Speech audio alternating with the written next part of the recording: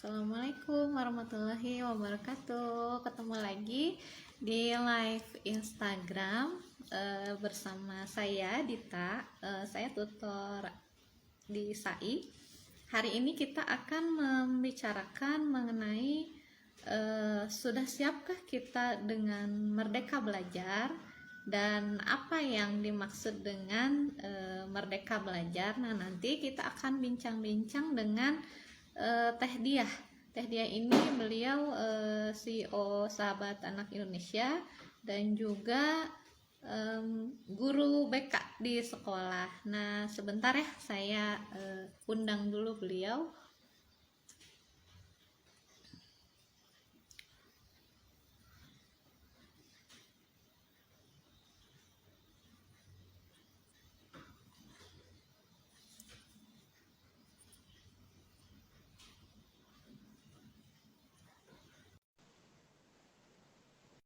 Ya, ditunggu sebentar ya.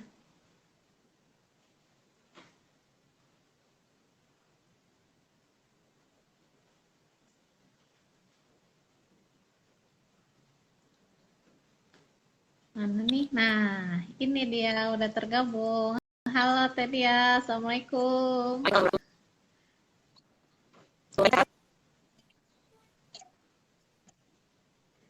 Iya. Gimana nih udah 10 hari ketiga Teh Diah puasanya? Alhamdulillah bocor. Oh gitu, waduh, udah mau ini ya, udah mau akhir malah bocor-bocor. Hari Ya ini kita mau kemarin. ngobrolin apa nih Teh? Ya ini kita lagi mau bahas sesuatu yang lagi hits ya di dunia per belajaran di dunia pendidikan. Ini kita akan bahas tentang Merdeka Belajar nih Mbak Dita. Ya ini rame banget ya kemarin waktu tanggal 2 Mei itu kan Hari Pendidikan.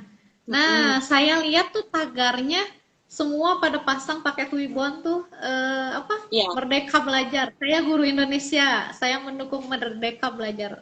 Oh, ya. ada Umu Mair. Waalaikumsalam. Waalaikumsalam Ya, warahmatullahi ini wabarakatuh. tagarnya tuh rame banget Merdeka Belajar. Nah, tapi saya penasaran nih, sebenarnya Merdeka Belajar tuh apa sih Teh gitu? Kok sampai digadang-gadang ya sama Mas Menteri tuh bahwa kita nih warga Indonesia gitu ya, terutama para pengajar harus mau berani merdeka belajar. Sebenarnya apa sih merdeka belajar Teh? Oke, sebelum saya bicara tentang Merdeka Belajar ya, Mbak Dita, saya mau kasih tahu dulu bahwa sebetulnya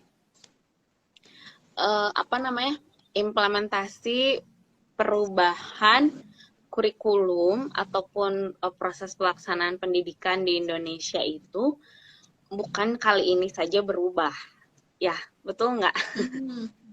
Jadi bener banget, tiap tahun kayaknya berubah ini. Saya juga bingung kalau ada yang nanya, ini gimana ujian? Aduh, saya nggak bisa jawab.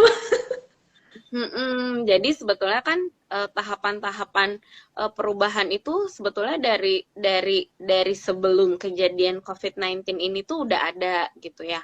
Nah, itu tuh ada korelasinya antara revolusi industri dengan dunia edukasi gitu ya, dengan dunia pendidikan.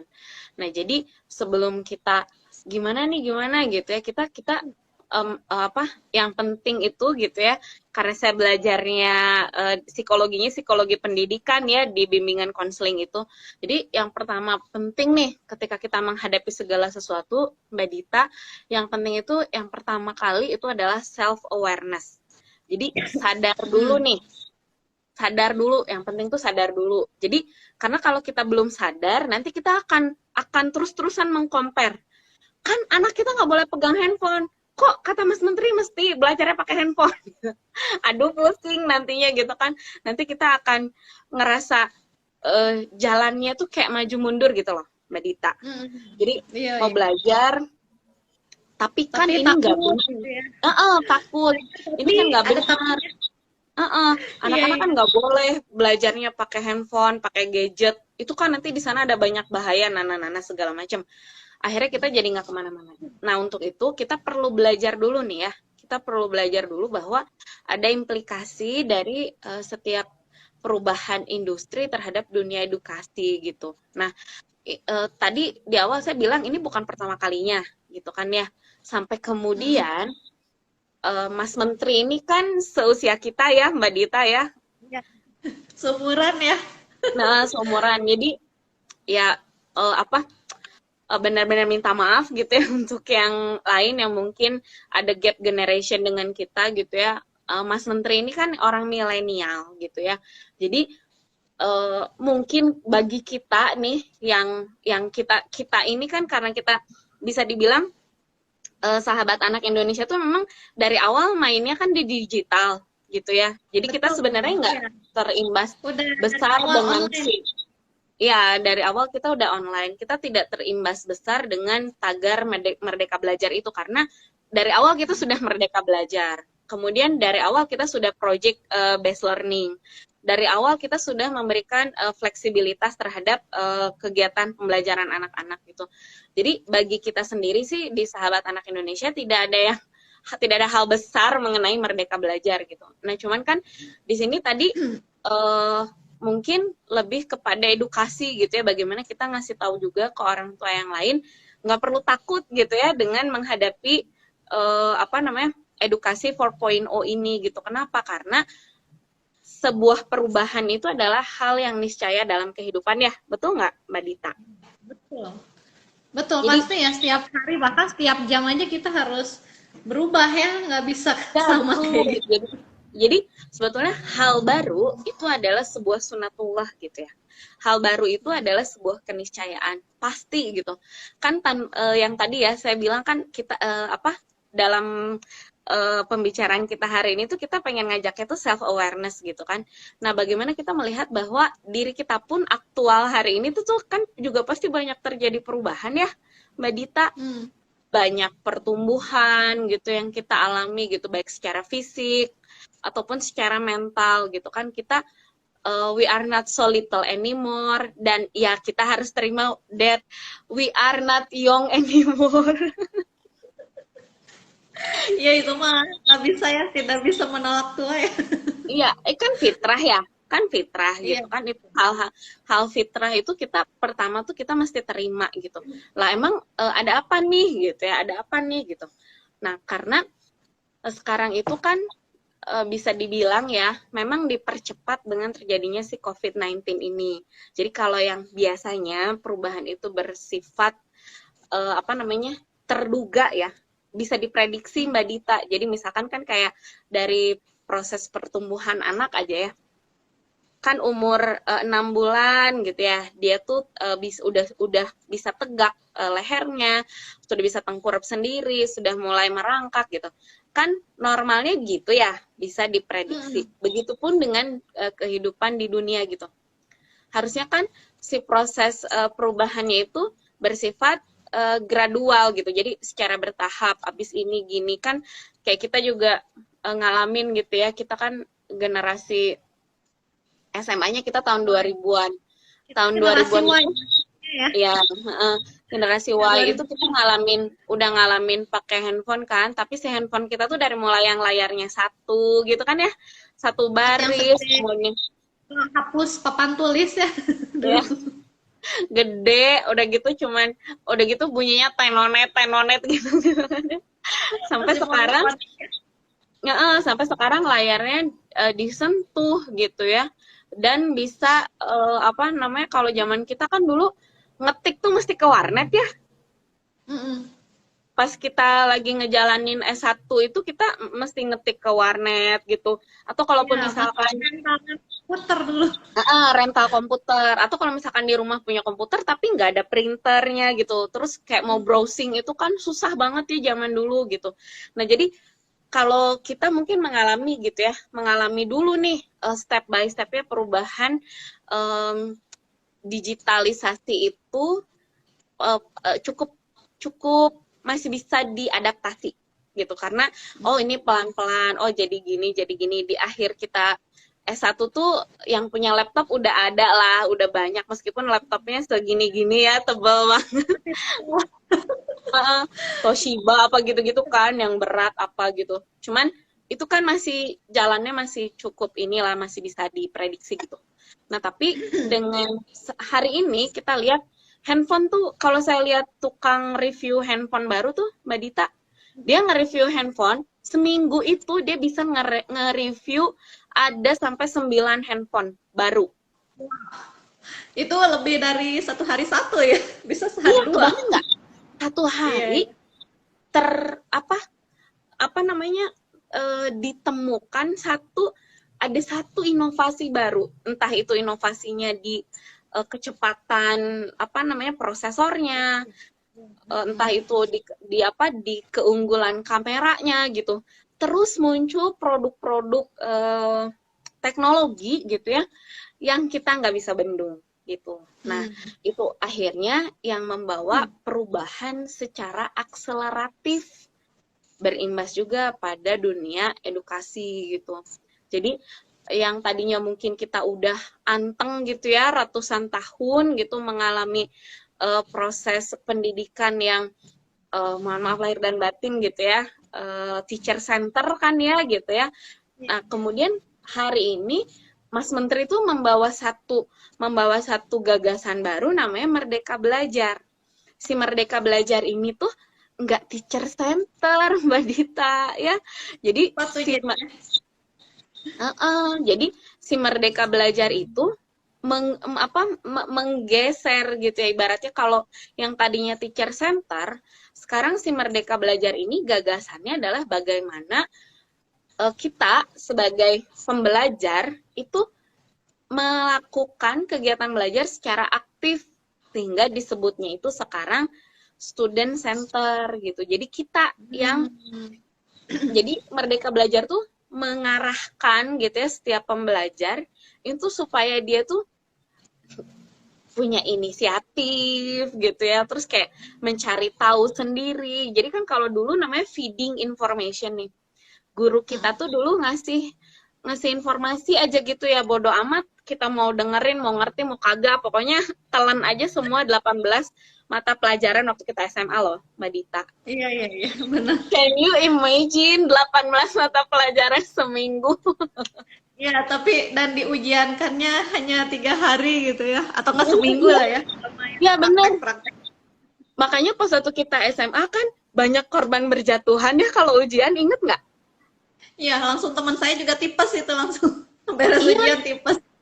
Atau misalkan kan lagi pas lagi ujiannya pun ada yang apa sih, pingsan lah, apalah gitu, karena apa namanya, iya pasti gitu ya, karena kan mungkin kecepatan belajar orang beda-beda ya, kemudian juga kondisi apa namanya, kalau kita sekarang belajar sih kan dari gaya belajar berbeda, dari kemampuan dia memproses informasi juga berbeda gitu. Nah jadi ini hal-hal yang sebetulnya Mas Menteri itu membawa gagasan yang kalau bagi kita sih positif banget gitu ya. Positif banget, kenapa? Karena kita melihat Merdeka Belajar ini memanusiakan manusia banget gitu ya. Karena kita kan nggak bisa di feeding terus gitu ya. Tapi yang jadi masalah itu kan selama ini motivasi belajar itu kenapa nggak keluar? Karena kita tidak merasa butuh kan? Ya. Iya, betul. Kita kayak dikasih apa, suruh masuk sekolah atau suruh belajar tuh kayak sebenarnya buat apa sih nih disuruh masuk sekolah gitu, suruh belajar ini tuh biar apa sih? Kadang saya juga nanya gitu, kayaknya saya nggak suka pelajaran ini gitu. Tapi harus gitu kan? Tapi harus. Iya, kita nggak punya. Iya, kita tidak diberi kesempatan untuk memilih dan kita tidak punya pilihan. Ya udah segitu aja gitu kan, nggak bisa ngapa-ngapain gitu. Nah karena itu jadi, si konsep Merdeka Belajar itu punya beberapa kalau buat saya gitu ya, punya beberapa poin yang sangat menarik gitu ya Mbak Dita. Yang pertama itu sangat memperhatikan kemampuan kita masing-masing dan keunikan kognitif individu. Jadi karena ini berpusat ke anak, jadi si anak tuh lebih kelihatan ya kemampuan dan kognitif ya. Kognitif tuh jadi maksudnya pengetahuan dia gitu ya, yang telah didapat tuh sejauh apa mungkin gitu ya Teh ya. Gitu. Nah, terus saya akan menyampaikan beberapa konsep inti ya, Mbak Dita, dari yang namanya Merdeka Belajar. Yang pertama, ini mungkin kalau bagi kita, karena kita ngejalanin homeschooling, ini sih angin segar banget gitu ya. Bahwa hari ini tuh tidak, sebenarnya dari mulai 2020 sih ya, nggak ada lagi yang namanya ujian nasional. Ya, Ya nah, resminya 2021 sekarang ya. Kalau betul. 2020 kemarin kan terpaksa istilahnya walaupun belum diresmikan jadi terpaksa di online kan ujiannya. Emang resminya tahun ini sih ya UN-nya nggak Ya, ada. betul. Jadi tahun 2020 itu accidentally no UN gitu ya, karena ada pandemi gitu. Kemudian 2021 sudah mulai disosialisasikan secara bertahap gitu ya, baik itu kepada guru mata pelajaran, kepada para pimpinan dan manajemen sekolah, termasuk pada guru BK juga, kita juga dikasih pengarahan dari pihak dinas pendidikan untuk melek tentang yang namanya asesmen kompetensi minimum. Jadi penggantinya untuk penilaian UN. Nah, ini saya paling banyak nih dapat pertanyaan. Ini nih udah bulan-bulannya mau pendaftaran nih ya. Saya Mm-mm. banyak banget yang nanya, Mbak, kalau UN kan sekarang udah nggak ada.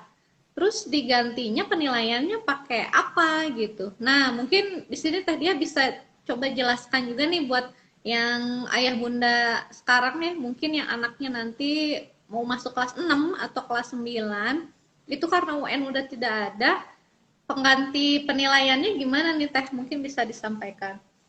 Nah, iya, ini juga salah satu hal yang bagi saya itu kayak, ini gue banget nih gitu ya, seneng banget gitu. Kenapa? Karena sekarang itu namanya itu kan asesmen kompetensi minimum. Nah, di dalam asesmen itu yang dinilai itu adalah kemampuan literasi dan numerik. Jadi Hmm. numerasi dan literasi gitu. Jadi kalau yang sebelumnya kita tuh yang tadi kata Mbak Dita gitu, aku tuh nggak tahu aku kenapa harus mempelajari ini gitu.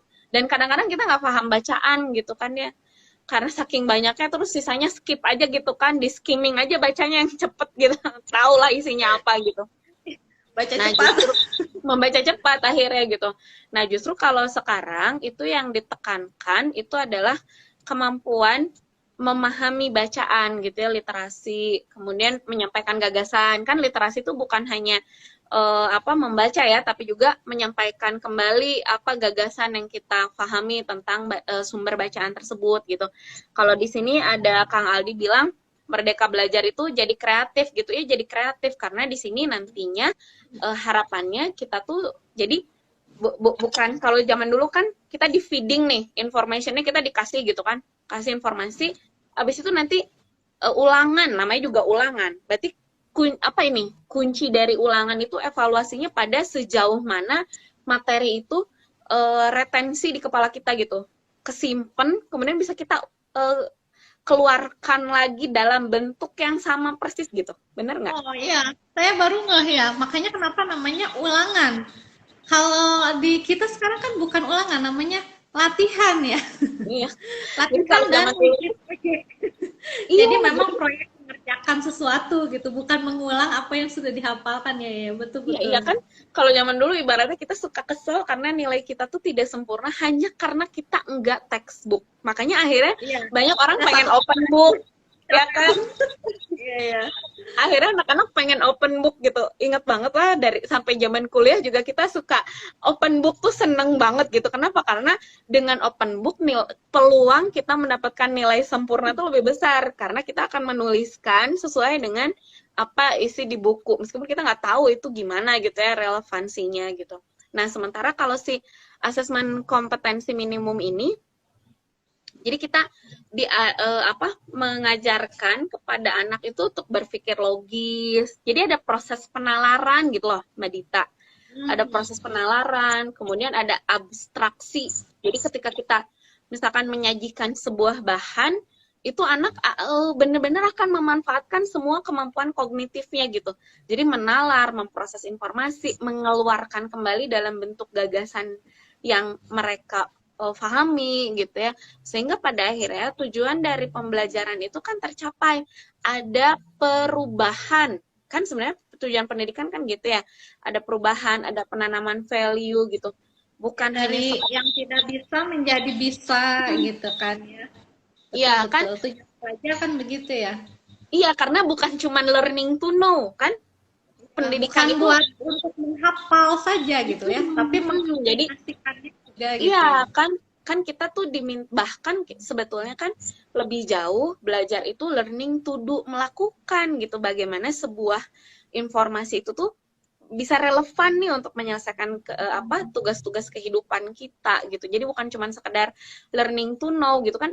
Ya saya sendiri tuh ngalamin banget gitu ya. Jadi pas saya nemenin anak-anak belajar gitu, saya jadi tahu dulu hukum Archimedes gitu kan, yang terapung dan tenggelam kayak gitu tuh saya baru tahu ketika saya learning to do gitu, saya melakukan itu, oh begini ternyata gitu. Jadi yang dulunya saya kagak paham-paham gitu, saya baru ngertinya sekarang. Pas Dulu belajarnya kasih rumus ya. iya, karena dulu belajarnya pakai rumus gitu, dan kita apa ya maksudnya apa ya, kayak kurang, karena mungkin gaya belajar kita juga nggak matching dengan penyajian kegiatan belajarnya gitu, sehingga kita nggak cocok gitu kan, nggak masuk gitu. Sementara mungkin karena saya ini visual kinestetik gitu ya, jadi ketika melihat dan memperagakan langsung sesuatu tuh kayak lebih, oh ini maksudnya gitu. Jadi itu sih gitu ya, salah satu keunggulannya sih Merdeka Belajar ini gitu. Jadi si konsep asesmen kompetensi minimum. Nah di sini juga si yang tadi yang numerasi juga kan, kalau zaman dulu kita dimintanya tuh menyajikan rumus gitu loh ya. Bahkan sampai kuliah juga kan kita materinya tetap kayak gitu ya, rumus kalkulus yang sampai berlembar-lembar gitu kan ya.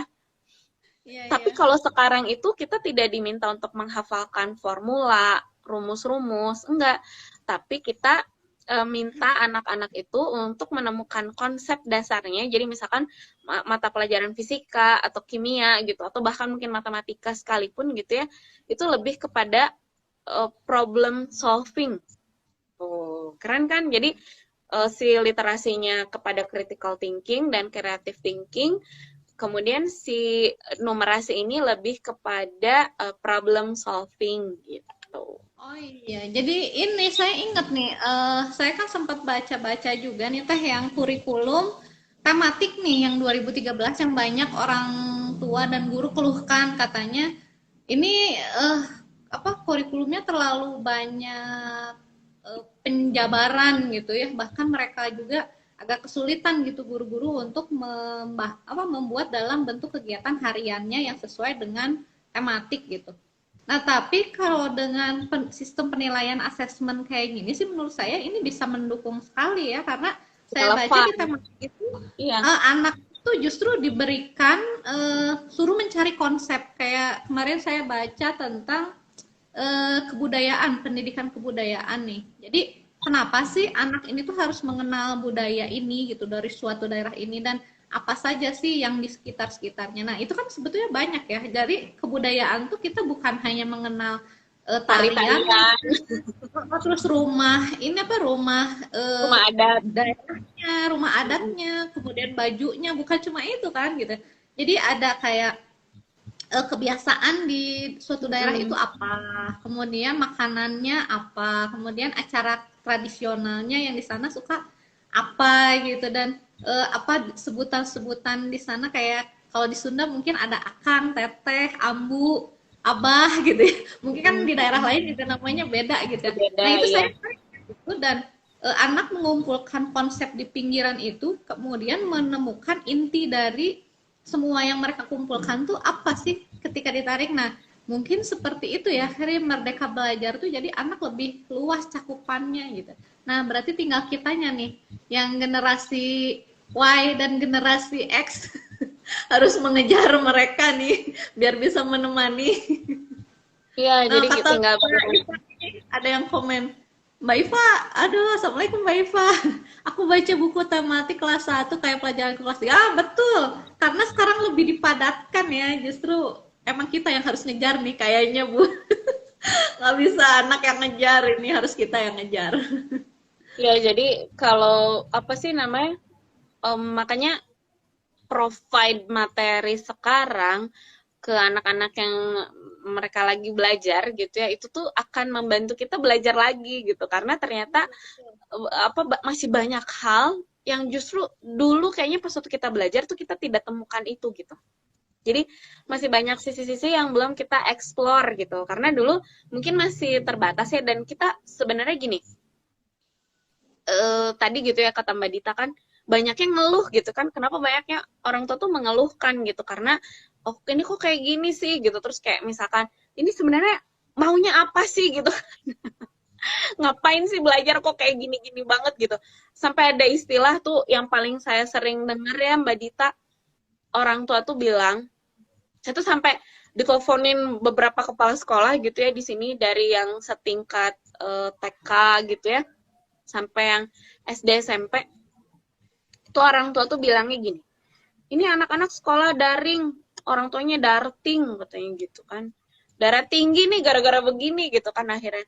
Nah padahal sebetulnya kalau kalau misalkan kita tahu gitu ya, ya mungkin Mas Menteri itu lagi ngusap-ngusap dada gitu ya udahlah nggak apa-apa gitu ya, karena sebenarnya kenapa? Karena gini loh, kenapa kita diberikan kesempatan untuk mencicipi proses belajar yang tidak sama seperti dulu kita mengalami, ya memang karena tuntutan zamannya berubah, berbeda gitu. Karena itu kita juga kan gini loh, kayak misalkan kita dulu belajar banget lah gitu, saya masih ingat, saya sih nggak bagus gitu ya pelajaran sejarahnya, tapi saya ingat beberapa lah. Kayak zaman dulu kan orang tuh berubah ya, dari mulai berburu dan meramu, kemudian jadi apa? Cocok Jadi tanam, akhirnya jadi bercocok bercocok tanam. tanam gitu. Kebayang nggak sih? Itu kan berarti ada perubahan, terjadi adaptasi terhadap kemunculan teknologi baru gitu kan. Ya teknologinya zaman dulu berarti api gitu kan, terus apa gitu ya. Nah, berarti kalau sekarang kenapa sih Mas Menteri itu memberikan satu gagasan yang baru mengenai Merdeka Belajar ini? Karena nanti ini sebenarnya relevan dengan kalimatnya Ali bin Abi Thalib gitu. Kita tuh perlu mengajari anak-anak kita sesuai dengan zaman mereka, bukan zaman kita gitu. Kenapa dulu kita dibelajarinnya begini konsepnya? Karena kita itu dibentuk untuk kemudian memasuki era industri. Ya, revolusi industri kita 2.0 ya, masih masuk dalam Iya, massal. Buat iya kan? pabrikan nih zaman kita ya. Di Iya, zaman anak kita udah beda lagi ya Teh ya. beda banget Udah gitu. zaman Karena itu AI, nanti berarti serba kan, robotik ya. iya Serba robotik makanya nanti. iya, kan kebayang nggak sih kalau misalkan gini, kalau misalkan kita kekeh gitu, jangan, supaya anak saya jangan terkena apa, Gadget. terpapar gadget gitu. Saya sih cuman, maksudnya gini, ya silahkan aja, setiap orang kan mungkin punya pandangan sendiri, punya pertimbangan-pertimbangan sendiri. Cuman kalau saya telat mungkin gitu ya, kita tuh termasuk yang telat juga belajar gitu, memahami apa sih maksudnya Ali bin Abi Thalib mengatakan, oh ajarilah anak-anakmu sesuai dengan zamannya gitu. Kalau dulu tuh kita kan mikirnya, oh meren, ya udah we ajarin gitu. Padahal sebetulnya maksudnya apa? Ajarinnya tuh lihat nanti gitu kan, nanti nih ketika anak-anak saya besar, bentuk dunia tuh seperti apa. Sehingga apa yang kita ajarkan ke mereka itu adalah dalam tanda kutip, itu bekal-bekal yang akan mereka bawa, yang akan bisa mereka gunakan ketika mereka masuk ke dalam dunia itu, kan harusnya gitu ya. Iya, iya, iya. Jadi Tapi kalau kan misalkan kita juga nggak tahu nih 20 tahun kemudian pas anak kita gede zamannya kayak apa. Nah, gimana gitu cara tahu supaya oh kayaknya ini nih yang pas buat anak saya pendidikannya gimana tuh Teh nentuin itunya. ya, nah itu kan kita ibaratnya gini ya, ya kita tuh menjadikan diri kita tuh sebagai orang yang terus belajar gitu ya, long life learning. Nah karena itu kita kan melihat nih para ahli, kan kita tahu gitu ya, tim pengembang kurikulum tuh ada loh gitu ya di Indonesia tuh. Jadi si kurikulum itu tidak berat gitu ya, berubah tuh dengan seketika itu enggak gitu. Tapi Iya, enggak. kita tuh Enggak ada seperti namanya tim. itu ya. Pasti ada prosesnya ya. Iya gitu, dan itu kan ada tim pengembang kurikulum gitu. Nah, mereka yang kemudian meramu gitu ya, membuat prediksi-prediksi gitu, forecasting kan namanya, forecasting gitu. Jadi tentang apa sih nanti, seperti apa sih wajah dunia nanti gitu ke depannya, sehingga itulah yang kemudian menjadikan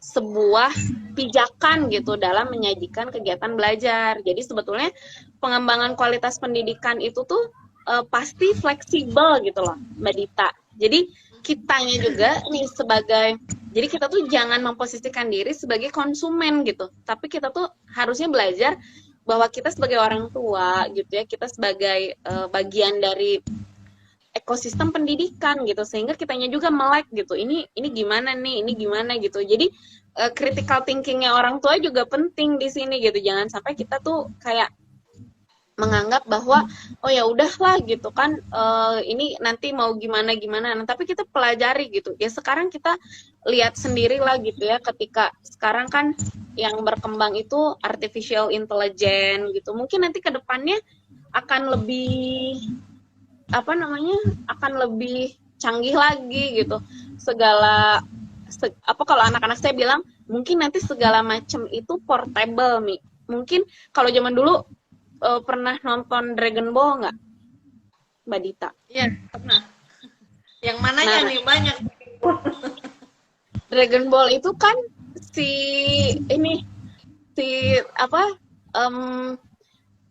kendaraan-kendaraannya tuh masuk ke dalam kapsul ya, tahu nggak, yang dibikin sama si Bulma? Nah gitu. Jadi anak-anak saya tuh gitu. Mobil terbang sekarang udah ada mobil terbang ya. Nah itu dia. Jadi anak-anak saya bilang gitu, Umi nanti segala macam itu portable loh. Mungkin nanti rumah kita juga bisa jadi portable katanya. Oh gitu ya. Gitu. Bisa dibawa. Jadi bisa dilipat dimasukin ke dalam kapsul. Nah, jadi hal-hal kayak gitu tuh kita mesti apa ya? Mungkin modalnya sih kalau saya lihat sekarang yang penting itu bagi kita tuh open minded banget gitu ya. Kita open minded banget karena memang si perubahan itu tuh kita tidak bisa bendung kan? Bisa nggak sih kita bendung perubahan? Kan nggak bisa gitu ya. Kita nggak bisa. Iya, kita kan nggak bisa bendung perubahan gitu. Kita nggak bisa melawan perubahan yang terjadi gitu. Karena itu kita harus menyesuaikan diri gitu kan, beradaptasi supaya kita tidak ketinggalan zaman gitu. Jadi jangan sampai keadaan berubah tapi kitanya gini-gini aja gitu ya. Itu yang pertama. Baru asesmen kompetensinya doang Mbak Dita. Waduh, baru pertama juga udah lumayan nih, 30 menit ya. Ya lanjut deh. Kemudian terus apa lagi? Yang kedua nih, yang sangat kalau bagi saya gitu ya, ini tuh yang kedua, ini adalah investasi yang mahal banget, dan ini yang sebetulnya menjadi permasalahan kita bersama selama ini gitu, bahwa ada yang namanya survei karakter kalau sekarang. Jadi kita pertama Islam, kedua survei karakter ya. Betul. Saya catat. Jadi survei karakter ini, jadi beneran gitu ya, kalau kan sebetulnya sebelum ini tuh kita pernah yang belajar tentang apa sih KBK ya, yang kurikulum berbasis kompetensi itu kan yang diberikan kebebasan otonomi kan waktu itu ya, karena ada otonomi daerah juga, jadi waktu itu pendidikan juga bersifat otonom gitu. Nah, kalau sekarang ini lebih keren lagi gitu ya. Si survei karakter ini akan memperhitungkan infrastruktur dan ekosistem pendidikan gitu. Jadi ketika misalkan gini, jadi karena tadi ya, di yang pertama aja di asesmen kompetensi dasar itu, kita ada yang namanya menjunjung tinggi keunikan individu. Nah, maka di survei karakter ini juga pemerintah tuh ingin membuka mata kita gitu ya.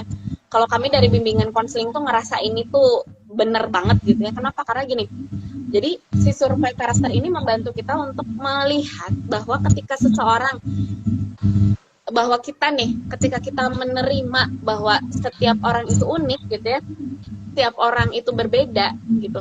Mbak Iva KBK-nya dari dia zaman SMP SMA masih kecil banget ya Anda. Saya Aduh, mohon maaf ya. Ini generasi milenial dan generasi Y nih kayaknya nih. Saya KBK, saya udah jadi guru. Nah, jadi nah ketika kita menerima bahwa setiap orang itu berbeda, ini di sini for your information ada tawon, jadi saya lihat-lihat ke atas terus. Jadi ketika kita menerima bahwa setiap orang itu unik, setiap orang punya kecepatan belajar yang berbeda-beda, kita menerima gaya belajar anak-anak yang nggak sama, berarti dari situ juga kita percaya bahwa tidak mungkin dipaksa menerapkan satu sistem dengan indikator yang menetap. Gitu.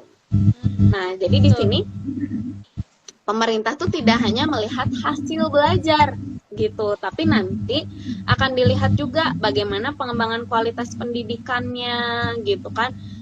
Kemudian seperti apa nih sarana dan prasarana yang mendukungnya gitu loh. Jadi kalau menurut saya itu balik lagi, si Merdeka Belajar ini tuh kita tuh benar-benar jadi human gitu. Kita benar-benar jadi manusia dengan segala kompleksitas dan dimensi yang sangat luas gitu. Jadi ini tuh membantu kita tuh jadi manusia yang seutuhnya. Ngomong apa ini? Tapi beneran ini ada standarnya juga ya Teh ya? Iya gitu. Jadi nanti makanya kan kenapa gitu ya, kita juga, saya gitu sebagai guru BK juga, kita tuh dimasukin terus gitu ya informasi-informasi untuk terus kita tuh jadi membantu entitas yang lain, entitas pendidikan yang lain untuk lebih melek gitu bahwa sebetulnya setiap anak itu punya kesempatan yang sama untuk berkembang. Setiap anak itu punya kesempatan yang sama untuk menjadi bintang. Cuman masalahnya selama ini tuh bintangnya itu cuma yang jago matematika doang gitu kan, yang diakui oleh dunia gitu kan, mau gimana gitu kan. Kemudian yang jadi bintang itu selalu yang pintar-pintar di eksakta aja gitu, yang jago nyanyi gitu kan, kalau ada yang nyanyi gitu ya, yang kemudian menulis gitu, itu tuh kayaknya nggak masuk dalam daftar orang-orang penting versi on the spot gitu kan. Nggak masuk lah gitu kan, nggak diperhitungkan gitu ya, bener nggak? Jadi pastikan yang diperhitungkan tuh yang mainstream aja. Nah karena itu dulu ya. Iya, nah karena itu sekarang yang ketiga tuh gitu ya, yang menarik dari si Merdeka Belajar itu adalah perluasan penilaian hasil belajar, Mbak Dita. Jadi yang tadi Mbak Dita tanyain, nanti terus penggantinya apa? Dari mana cara penilaiannya? Itu dari apa coba? Penugasan dan portofolio. Tuh, kan? Jadi harian ya, kegiatan harian. Dan pencapaian kita gitu. Jadi misalkan nih yang anak-anaknya kan kayak apa sih namanya, yang kayak kita tahu gitu ya, ada anak tuh yang ya let's say dia nggak terlalu jago matematika, tapi dia pasti jago banget lah ngitung duit mah gitu ya, jangan ditanya. Tapi dia misalkan jago bangetnya di nulis, di public speaking. Nah, si Merdeka Belajar tuh mengakui semua itu gitu loh. Kebayang nggak sih Mbak Dita? Itu kan satu hal yang sangat positif gitu ya, sehingga kita nanti akan diberi ruang yang sangat luas untuk mengembangkan kompetensi dan potensi-potensi siswa gitu, sehingga mungkin nanti di masanya anak-anak kita tuh nggak akan ada lagi yang kenal dengan bakat terpendam gitu, karena nggak ada lagi yang memendam gitu ya, semuanya dikeluarin aja gitu. Kalau zaman dulu kan kita bakatnya terpendam karena tidak diberikan ruang gitu kan, kita nggak ada nih kesempatannya. Nah kalau sekarang karena diberikan perluasan penilaian hasil belajar, jadi sekarang itu anak-anak itu diberikan ruang untuk mengekspresikan kemampuannya masing-masing tanpa ditentukan dengan tes formal gitu. Jadi kan kalau zaman dulu ya kalau nggak bisa matematika ya udah mohon maaf lahir batin ini kasar, lu bodoh gitu kan. Kalau sekarang mah enggak gitu, nggak bisa matematika ya nggak apa-apa kan, nggak semua orang yang jago matematika juga jago ngomong gitu, dan begitu pun sebaliknya gitu, ada orang yang sangat kreatif gitu kan, punya ide-ide yang banyak, dan ada orang yang misalkan dia tuh terbatas gitu ya dalam hal berbicara secara interpersonal gitu kan, ada tuh ya. Jadi hal-hal seperti itu tuh semuanya berusaha untuk diterima gitu kalau sekarang sama Mas Menteri. Ya mudah-mudahan sih kita bisa membantu gitu ya mewujudkan itu, karena menurut saya sih ini bagus banget gitu ya menurut saya gitu. Nah terus yang terakhir nih Mbak Dita, yang terakhir yang keempat ada pemerataan kualitas pendidikan. Nah jadi seperti yang kita tahu gitu kan ya, selama ini tuh kan kita, kalau zaman kita dulu ada sekolah itu malah pakai itu ya, aduh nggak enak banget sih sebenarnya. Zaman kita tuh dulu pakai klaster gitu ya, jadi ada kastanya ya. Oh iya, klaster betul. Jadi kalau SMA yang bagus tuh masuk klaster A, itu namanya. Nah, yang agak kurang nih klaster B, namanya sekian itu. Aduh buat saya ya, sampai saya juga sekolah di luar kota. Kita ya sama ya. ya dan itu kan saya tinggalnya di luar Bandung nih sebenarnya. Sama dia juga di luar Bandung, karena sekolahnya pengen yang bagus. Akhirnya kita keluar kota setiap hari. Tiap hari gitu. Kalau zaman dulu sekarang udah enggak ya, udah zonasi sekarang sih ya sekolah. Iya gitu. Jadi itu tuh sebetulnya kenapa?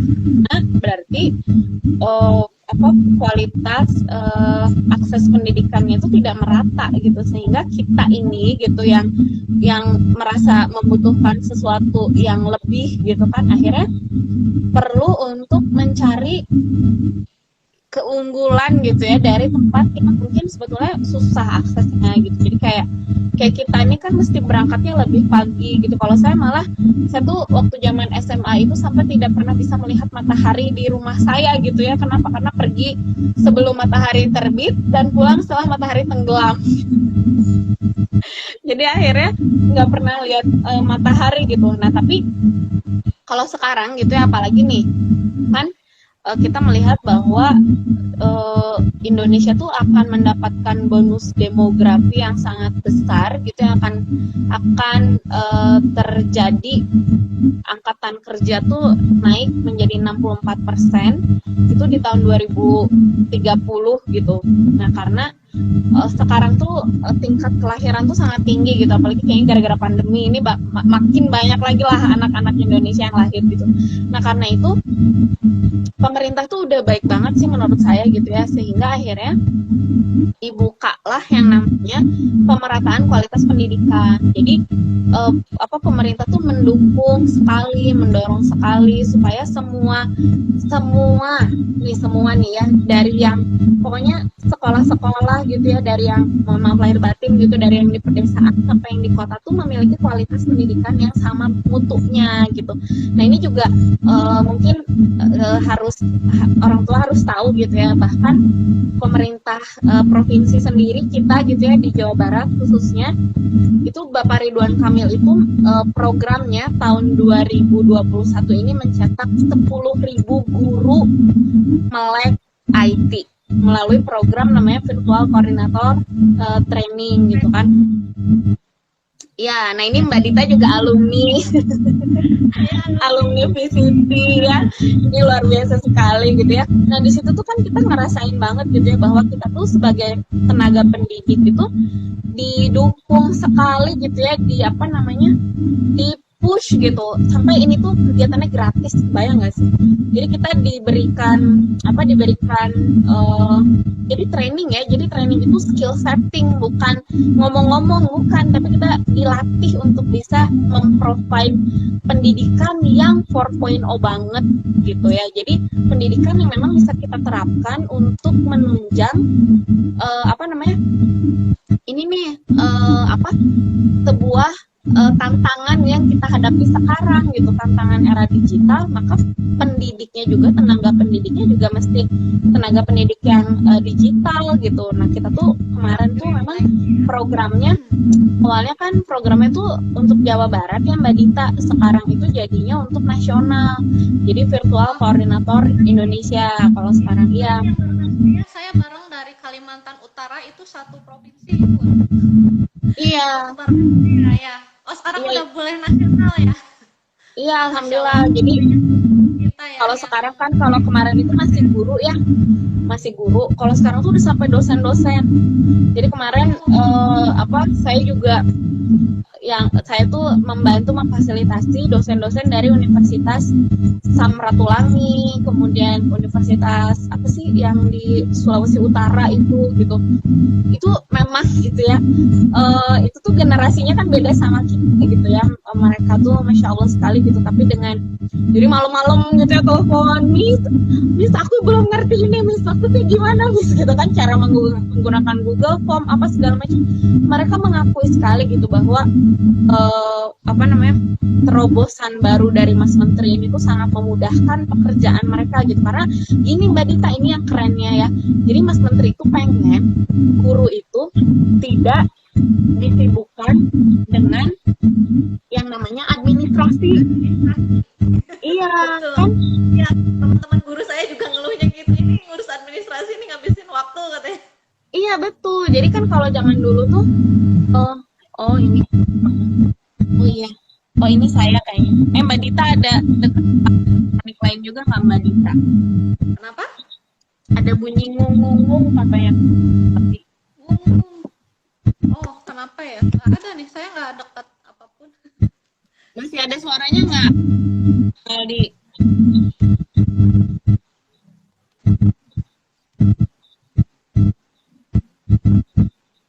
Masih ada suara ininya nggak? Itunya apa, HP-nya Aldi mungkin kena feedback apa mungkin. Saya nggak ada suara apapun. Baik-baik aja ya. Baik. Yang lain juga baik-baik ya.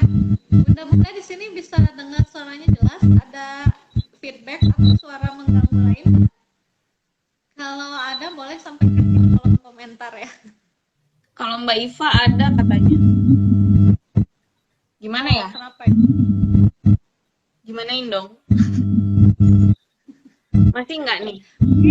Handphonenya di situ saya nggak bawa handphone lagi soalnya cuma ini doang.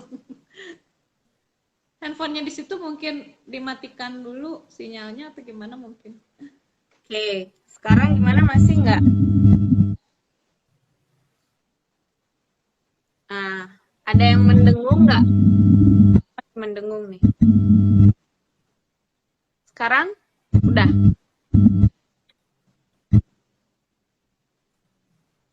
Udah ya. Udah. Ada lagi. Atau nggak ada peserta yang nontonnya dekat sama Umi bisa jadi feedback itu. Oh itu mah udah jelas. Ada Nah, kakak itu Aul.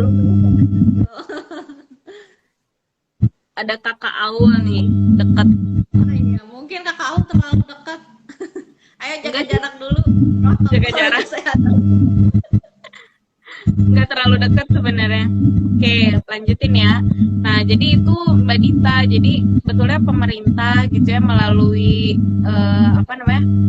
dinas-dinas yang terkait bantu banget supaya kita bisa betul-betul mewujudkan rencana Merdeka Belajar ini gitu. Jadi mudah-mudahan sih kita juga memang bisa gitu ya untuk membantu ya tercapainya nih Merdeka Belajar ini gitu. Karena memang kan kita lihat nih sebetulnya bukan kalau hari ini tuh kebutuhannya itu bukan belajarnya gitu, tapi kebutuhannya itu adalah tentang bagaimana memproses informasi gitu. Nah, kalau dulu mah kita ingatlah materi-materi yang ada di buku teks pelajaran itu kita pelajari dengan RPUL. Ya, ingat nggak Mbak Dita RPUL? Bukunya yang kayak kamus itu yang tebal ya. Iya, nah itu pun nggak lengkap ternyata gitu ya, banyak pertanyaan yang nggak ada di sana. Tapi hari ini anak-anak kita mana sih anak-anak kita yang tidak kenal dengan Mbah Google gitu kan? Semuanya tahu Google gitu, dan pertanyaan apa aja Google bisa jawab gitu kan. Sampai saya tuh pernah nemuin ada satu ibu yang konsultasi ke saya bilangnya gini, "Teh, gimana nih cara menyelesaikan permasalahan anak saya yang nggak mau sekolah lagi gara-gara dia bilang ternyata aku tidak cukup pintar karena Google tahu semuanya." Jadi bukan belajar ya, tapi mencari jawaban itu judulnya. Kayak gitu. Nah, jadi mungkin itulah yang apa namanya, kita sekarang itu butuh untuk tahu gitu ya, dan kita juga mungkin perlu untuk beradaptasi nih sekarang gitu, karena kita tuh sekarang perlu untuk belajarnya tuh belajar tentang bagaimana meresponnya gitu ya, merespon keadaan yang sekarang. Nah, makanya nih lanjut aja nih Mbak Dita. Iya, boleh. Nah, jadi karena tadi gitu ya, keadaannya seperti itu gitu, maka sekarang tuh kita dituntut untuk cari tahu bagaimana cara meresponnya gitu. Yang pertama, kita tuh sebenarnya diminta untuk meningkatkan investasi pada pengembangan digital skill. Digital skill itu kayak apa namanya, melek informasi digital gitu ya, dari mulai cara menggunakan, kalau kayak kemarin itu kalau guru tuh bagaimana bikin learning management system gitu kan, kemudian menggunakan apa, salah satu perangkat evaluasi yang memudahkan kayak Google Classroom, Google Form. Kita tuh kemarin pas ikutan VCT itu sama sekali sebenarnya sih tidak menganggap ada yang baru ya Mbak Dita ya, karena sebetulnya kita sudah melakukan itu dari 2017 gitu. Jadi sekarang kita tinggal lebih tepatnya tuh kayak mengembangkan gitu ya, bukan sama sekali menjalankan gitu, karena kita memang udah menjalankan ini dari 2017 gitu. Kemudian yang kedua, sekarang itu kita diharapkan menggunakan prototipe teknologi terbaru ini. Jadi kita menggunakan nih, ada apa aja jenis-jenis apa aplikasi gitu ya, atau alat-alat penunjang untuk kegiatan belajar itu kita harus pakai gitu sekarang. Kemudian yang ketiga, menggali bentuk-bentuk kolaborasi nih. Jadi memang sekarang itu eranya kita berkolaborasi. Kalau zaman dulu kan kita apa namanya, visi pendidikan tuh agar anak-anak bisa berkompetisi gitu ya, kompetitif gitu kan kalimatnya gitu ya, bersaing. Kalau sekarang udah nggak relevan, tapi kalimatnya adalah kolaborasi gitu. Kenapa kolaborasi? Karena kita melihat bahwa kita tuh tidak akan cukup bisa menghandle semua hal gitu. Karena itu kita mungkin perlu berkolaborasi dengan orang lain yang mungkin mereka memiliki skill yang lain gitu ya, yang bisa menunjang optimalisasi penggunaan digital ini gitu. Oke, ya. Jadi Nah, seperti itu. Ini mungkin kita buka dulu sesi tanya jawab mungkin ya. Kita udah lumayan nih, ternyata bahas-bahas tentang Merdeka Belajar ini lumayan 1 jam ya, nggak kerasa ngebahas. Ternyata kita ini sedang proses menuju belajar. Jadi anggapan bahwa Indonesia udah siap nggak sih? Sebetulnya sih mungkin siap ya, karena kita ternyata sudah banyak guru-guru juga yang mulai dibeli pelatihan untuk bisa digitalisasi, mengajar dengan cara digital gitu ya. Sudah banyak sekali pelatihannya, dan sepertinya dari sisi pendidik dan pemerintah kita sudah mengusahakan untuk membuat Merdeka Belajar itu berjalan. Nah, sampai sini dulu ada ayah atau bunda yang mungkin mau bertanya dulu seputar ini sebelum kita melanjutkan lagi. Silahkan mau join video call atau apa, join live bareng kita juga boleh, atau mau meninggalkan pertanyaan di kolom komentar juga boleh. Silahkan, kami kasih kesempatan dulu nih.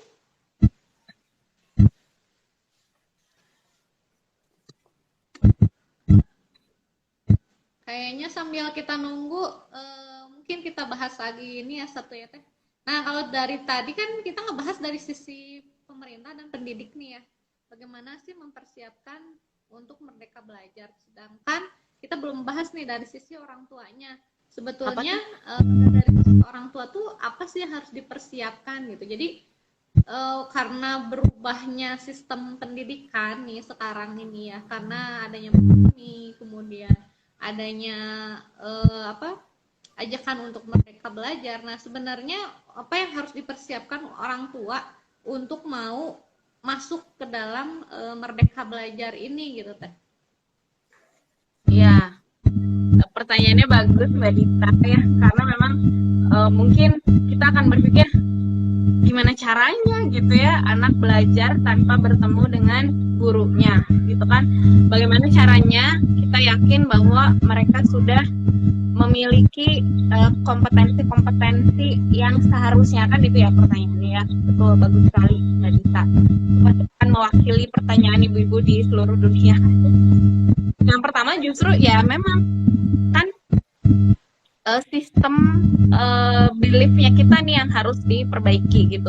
Ya kita memang harus gitu ya, you must have that belief gitu. Kalau misalkan kita nggak percaya, ya kita tidak akan bisa melakukannya gitu ya. Jadi kita harus percaya bahwa dengan aktivitas virtual pun, kalau di dalam dunia pendidikan ini namanya asinkronus gitu. Jadi kita tidak berada di tempat yang sama gitu. Tapi kan sebetulnya belajarnya sinkronus juga karena kita melalui virtual meeting gitu. Nah, terus gimana nih cara meyakinkannya? Ya lihat aja betapa anak-anak kita sangat mengenal budaya Malaysia melalui Ipin Upin. Ya kan, gak usah datang ke Malaysia ternyata untuk mempelajari budaya Upin Ipin gitu. Nah, artinya untuk yang seperti itu pun anak bisa, yakinlah bahwa belajar dengan digitalisasi juga anak bisa gitu, karena kita ya udah melihat gitu. Atau misalkan kalau yang bayi-bayi gitu ya, saya juga ngalamin banget anak-anak saya tuh yang ketiga sih sebenarnya. Anak saya yang ketiga itu dia kan lahir di masa Baby Shark. Ya dia tuh hafal semua lirik Baby Shark dengan macam-macam variasi, tapi kan sebenarnya kata-katanya itu aja.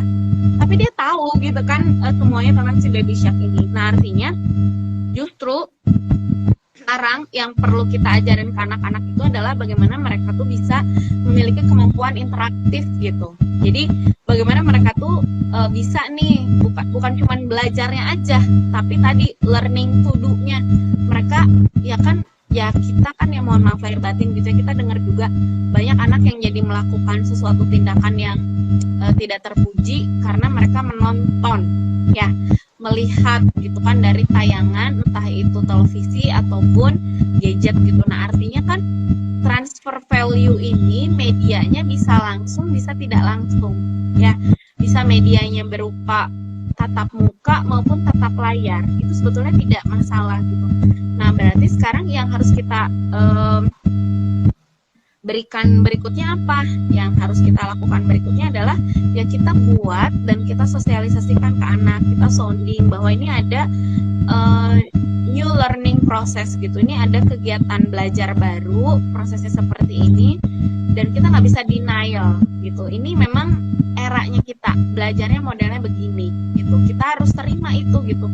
Dan kita juga mungkin hari ini kita perlu mempersiapkan beberapa alat-alat penunjang gitu ya. Kita mungkin mesti menyiapkan yang namanya portable meja gitu ya, kemudian tongsis mungkin gitu ya. Kita perlu ya, memang hari ini alat belajarnya bentukannya begitu gitu ya, kita mau gimana lagi, kita harus terima gitu. Kemudian yang paling penting, orang tua tuh perlu change mindset ya. Kita perlu banget untuk mengubah mindset kita bahwa ini udah saatnya kita move on gitu loh ya. Kita harus move on dari cara-cara yang lama, mesti move on dari tradisi-tradisi yang lama. Jadi kalau dulu kita bangunin anak itu supaya nggak ketinggalan jemputan misalkan gitu ya, mungkin hari ini memang tantangan kita adalah bagaimana anak bisa tetap menerapkan adab belajar meskipun virtual meeting sama fasilitatornya gitu. Itu mungkin hal-hal yang memang perlu kita pahami sekarang gitu. Dan ini yang hal yang menarik ya, dan ini saya sangat syukuri sekali gitu. Ternyata Menteri Pendidikan tuh sekarang ya, karena tadi kan kita ini belajar sesuai fitrah kita ya, memanusiakan kembali manusia. Nah di sini tuh ternyata ada satu hal yang perlu banget, orang tua tuh perlu ada pendamping gitu. Ya, ada melalui coaching dan konseling gitu. Makanya kita di Sahabat Anak Indonesia tuh kita menyediakan fasilitas ini karena memang orang tua itu kan perlu didampingi ya, perlu untuk dibersamai gitu, sehingga mereka tuh bisa memahami bahwa mereka tuh nggak sendiri gitu. Entitas pendidikan itu bukan hanya kita sebagai tenaga pendidik, tapi mereka juga memiliki peran yang sangat signifikan hari ini gitu. Nah karena itu kita perlu bantu gitu supaya orang tua juga memiliki sense of belonging. Mereka memahami bahwa keterlibatan aktif mereka dalam dunia pendidikan hari ini merupakan salah satu kunci gitu ya, yang sangat penting untuk menunjang optimalisasi kegiatan belajar anak-anaknya gitu, Mbak Dita. Karena memegang penting, udah bukan dilema lagi ya antara memilih sekolah formal atau memilih sekolah di rumah ya, atau homeschooling. Kayaknya udah bukan ranah situ lagi, tapi bagaimana Ya, betul. ilmu yang akan didapat oleh anak saya. Sekarang juga kan ternyata keputusan dari pemerintah juga belum mengizinkan untuk membuka kembali sekolah. Mungkin ada beberapa yang masih menunggu divaksin ya gurunya, atau enggak mungkin siswanya juga belum divaksin gitu ya. Jadi mungkin belum siap untuk tahun ini membuka 100%. Mungkin entahlah, mungkin hybrid, jadi belajar cuma setengah-setengah gitu ya, dibagi shift gitu, kita juga nggak tahu. Nah jadi yang titik penting utamanya untuk orang tua adalah apa yang akan didapat oleh anak kita gitu, apapun itu medianya, entah mau tatap muka langsung atau melalui digital learning mungkin ya. Dan itu memang peranan orang tua tuh sangat penting sekali, terutama dalam mengawasi belajar anak. Jadi yang kemarin saya mendapat testimoni dari seorang ibu, beliau juga sama psikolog yang akhirnya memutuskan untuk homeschooling anaknya full. Tadinya sekolah formal, cuman karena pandemi akhirnya homeschooling di SAI gitu ya. Akhirnya kemarin beliau mengikuti hampir 1 semester dan memutuskan akhirnya full, Mbak saya mau full ikut di SAI aja. Kenapa Bun? Kata saya ditanya gitu, ternyata memang sekolah dirasa masih belum siap untuk pindah 100% ke digital learning katanya gitu. Dan saya menemukan kenyamanan digital learning ini di SAI katanya gitu. Wah, Masya Allah, Alhamdulillah ya.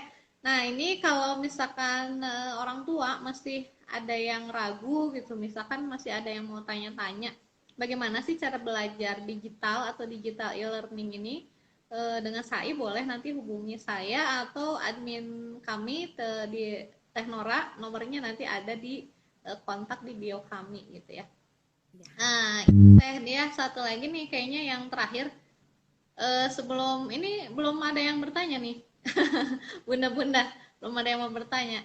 Nah ini yang terakhir deh gitu ya, karena kita juga udah lebih dari 1 jam nih kayaknya. Nah yang terakhir, Harusnya kukuru buka Mbak Dita. Iya, nggak apa-apa teh, saya juga sama. Ya maklum puasa ya. Nah ini yang Gimana? yang mau tanya nih. Sebelum kita memutuskan gitu ya, akhirnya nih karena musim pendaftaran nih ya. Kalau tadi kan apa yang dipersiapkan orang tua untuk menerima Merdeka Belajar, nah sekarang karena fenomenanya udah mulai masuk pendaftaran nih, jadi apa yang mesti orang tua pikirkan? Apakah untuk mendaftar ke sekolah ataukah masih memutuskan untuk ya udahlah belajar dulu aja deh gitu, menghindari untuk tatap wajah gitu? Ada tipsnya nggak teh?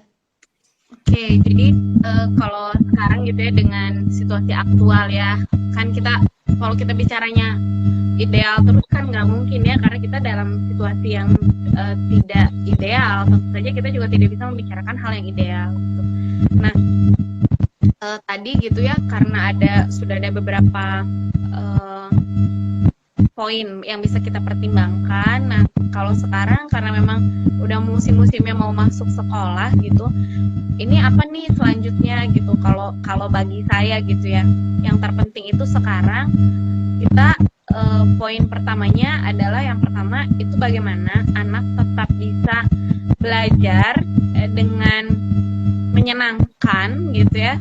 Gimana anak tuh tetap bisa belajar menyenangkan, tapi mereka juga bisa mempelajari skill-skill yang akan mereka manfaatkan nantinya di masa mendatang gitu. Jadi si kegiatan belajarnya itu yang harus bisa memprovide 4C itu ya, thinking, critical thinking, sama kolaborasi gitu. Jadi, nah kalau misalkan ada satu lembaga pendidikan yang bisa itu, nah itu bagus gitu. Kemudian yang kedua, kita mesti cari yang peran si gurunya itu bukan memprovide soal gitu ya.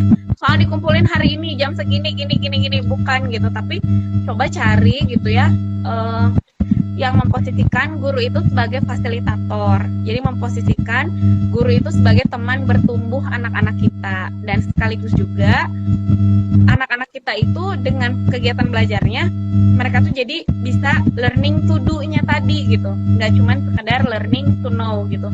Jadi ada proses kan, belajar itu sebenarnya lebih pentingnya itu ada proses perubahan perilaku gitu ya, kemudian ada proses penanaman value.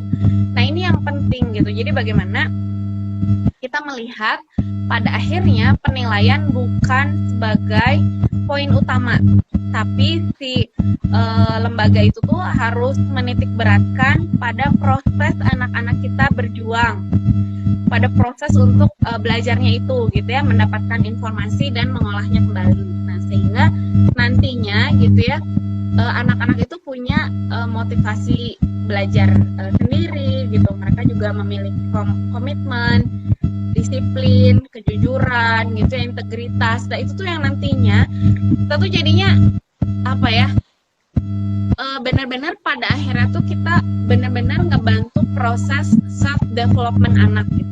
Jadi nggak cuma sekedar belajar gitu, tapi di situ kita melihat, jadi gini, namanya tuh self determined learning gitu. Jadi anak tuh belajar banyak hal mengenai mengapa mereka harus belajar gitu kan. Jadinya kan sampai nanti mereka besar, mereka akan mengambil esensi itu gitu. Jadi kegiatan belajar kita tuh nanti akan membantu proses pertumbuhan anak, sehingga anak tuh merasa dia butuh belajar gitu, bukan karena kita yang mewajibkan dia belajar, tapi karena dia ngerasa bahwa dia tuh butuh belajar.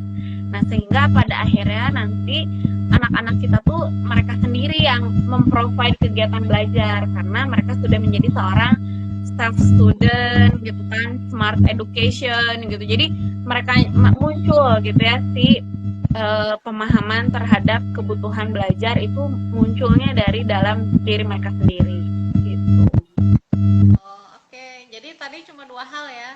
Pertama lihat dari pendidiknya, kemudian yang kedua nanti anak kitanya akan mendapatkan apa, mungkin dilihat dari itunya ya. Simple banget. Nah mungkin untuk ayah bunda yang nanti berkeinginan untuk mengantarkan putra putrinya untuk apakah sekolah formal atau mau ke sekolah di rumah dulu gitu, silahkan dipertimbangkan itunya dan memilih lembaga-lembaga yang terpercaya. Nah untuk saya sendiri kita sedang ada buka pendaftaran batch 15 ya Teh ya. Iya betul.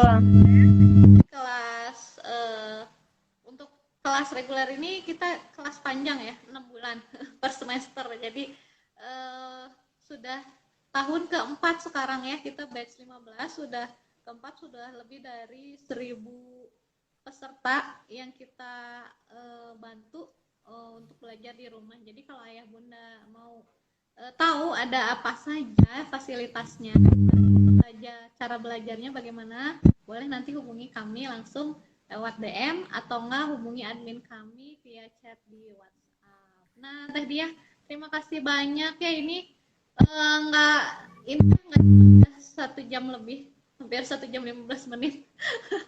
Kayaknya kalau puasa nih agak capek juga ya ngomong, agak kering juga. Kering tenggorokannya.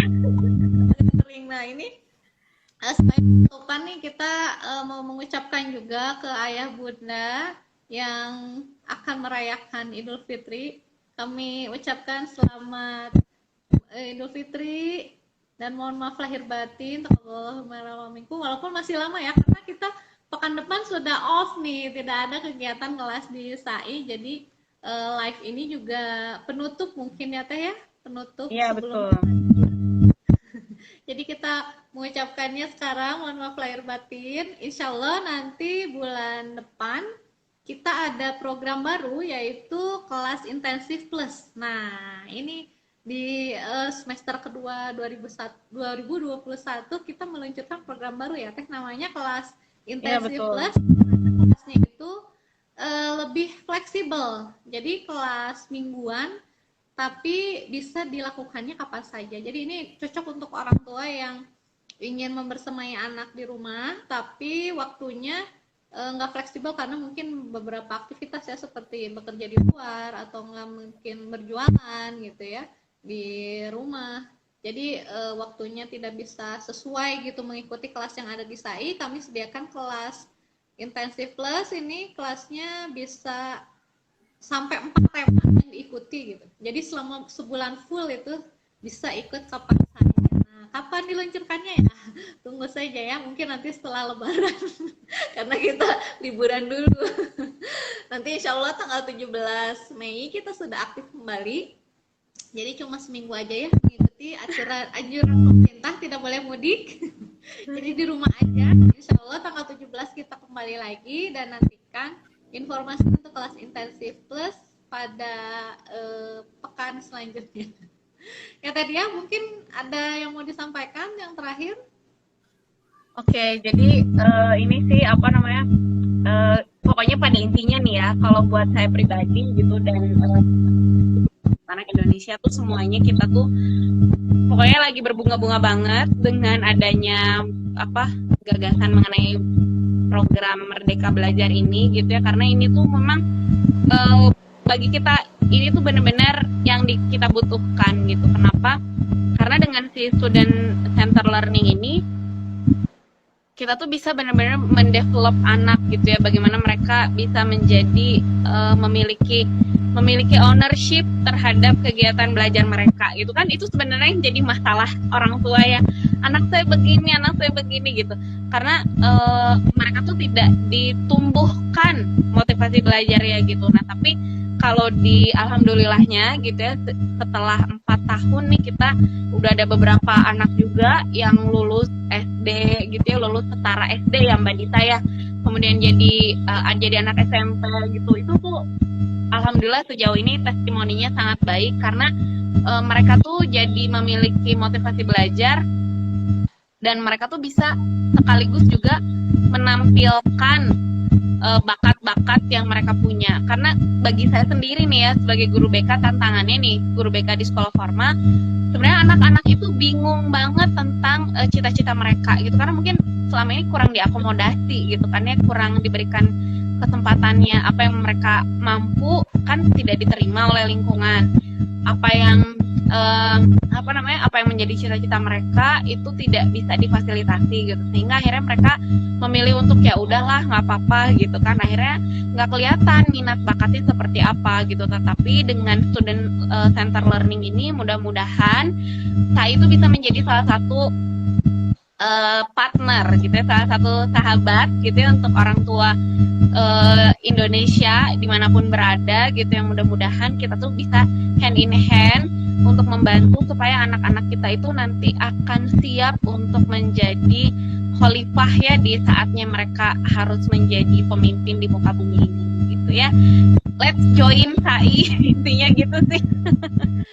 Ya bagi para ayah bunda yang mau bergabung dengan SAI gitu ya, sudah bisa mulai kepo-kepo nih, bisa lihat di website kami juga yang ada di bio Instagram, nanti boleh dilihat. Ini tadi saya lihat ada yang request pengen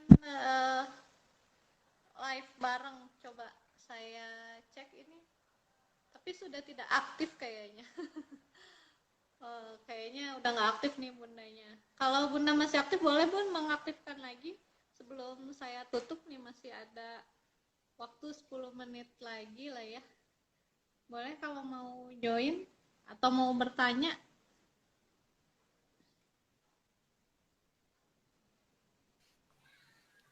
Kayaknya udah nggak aktif nih bundanya. Ya, baik. Coba kita lihat. Coba saya cek dulu ya Teh ya. Mau bertanya nggak gitu? Iya, silakan Mbak Dita. Iya, Pertanyaan bisa DM mungkin ya Mbak Dita ya. Ya, boleh nanti di DM aja kalau misalkan tidak sempat, juga yang tidak sempat mengikuti live hari ini akan saya simpan di feed, nanti bisa ditonton ulang. Untuk yang mau bertanya boleh nanti silahkan tinggalkan komentar atau enggak DM ke kami, insya Allah kami akan jawab. Nah, sekali lagi tadi ya, terima kasih untuk waktunya dan penjelasannya. Allah, semoga apa yang dijelaskan ini membuka pandangan kita ya sebagai orang tua dalam menyikapi merdeka belajar yang sedang dicanangkan oleh pemerintah, dan kita juga dengan positif akan menerimanya dan bersenang hati untuk melaksanakannya demi anak-anak kita di masa depan. Iya betul Mbak Dita.